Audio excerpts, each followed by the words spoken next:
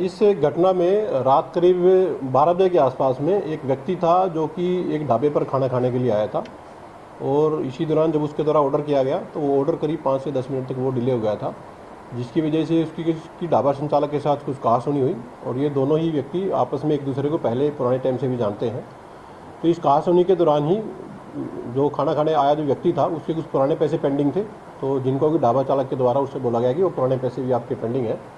इसी बात को लेकर इन दोनों बीच में कहासुनी हुई और कहासुनी के बाद में ये जो व्यक्ति था इसके द्वारा अपने अन्य साथियों को स्पॉट पर बुला लिया गया। उसके कुछ देर बाद ही करीब 20-25 मिनट के बाद ही अन्य उसके जो साथी हैं वो स्कॉर्पियो गाड़ी से आए और उनके द्वारा ढाबा संचालक जो है विनोद और उसका बेटा है विवेक, उन दोनों के साथ में मारपीट की गई। तो पुलिस के पास जैसी इन्फॉर्मेशन आई थी पुलिस के द्वारा तुरंत स्पॉट पर जाकर विजिट कर ली गई थी और घटना के कुछ ही घंटों के अंदर में ये जो घटना को अंजाम देने वाले 3 व्यक्ति थे इनको पुलिस के द्वारा आइडेंटिफाई करके गिरफ्तार कर लिया गया है। एफआईआर पुलिस के द्वारा रजिस्टर कर ली गई है। अरेस्ट किए गए जो व्यक्ति हैं इनकी पहचान बेसिकली जो मनीष और संदीप के रूप में हुई है।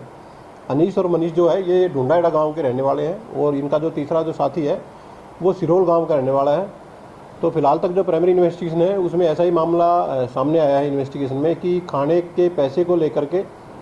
और कुछ खाने के डिले को लेकर के इनके बीच में कहासुनी हुई और जिसके बाद उन्होंने इस मारपीट की घटना को अंजाम दिया गया। पुलिस के द्वारा जो वीडियो में जो अन्य जो संलिप्त व्यक्ति दिखाई दे रहे हैं इसमें जो स्पॉट पर हाजिर हैं उनको भी हिरासत में लेकर के पूछताछ की जाएगी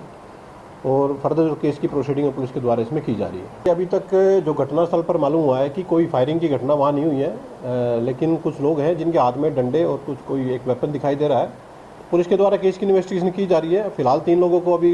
कुछ ही समय पहले अरेस्ट किया गया है, उनसे एक डीप इंटरोगेशन पुलिस के द्वारा की जाएगी और अगर जो वेपन उनके द्वारा अगर कोई इस घटना में यूज़ किया गया है तो उसके डॉक्यूमेंट्स पुलिस के द्वारा भी चेक किए जाएंगे और अगर वो इलीगल वेपन है